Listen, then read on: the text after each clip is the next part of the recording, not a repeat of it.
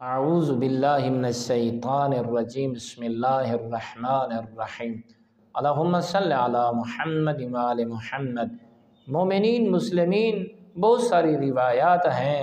آپ نے خیال رکھنا ہے کہ اللہ رب العزت نے جو ماہ مقدس آپ کو نصیب فرمایا، ایسا نہ ہو کہ ان کے دن اور راتیں ہم عیاشی میں گزار دیں، ہم جو اپنی پہلی فطرت ہے اس پہ رہتے ہوئے گزار دیں۔ ہم نے ایسا نہیں کرنا کہ یہ جو راتیں ہیں ہم سوئے رہیں، نہ ہم نے بیدار رہنا ہے، ہم نے تسبیحات کرنی ہے جو جن کے روزے سے ہیں، پھر بھی ہم نے عبادت کرنی ہے۔ آپ ذرا دیکھیں، جب آپ ایک دن روزہ رکھتے ہیں، جب افطاری کا وقت ہوتا ہے، حضرت انسان روایت میں آتا ہے ایک روزہ کھولتا ہے، روزے کے کھولنے کے وقت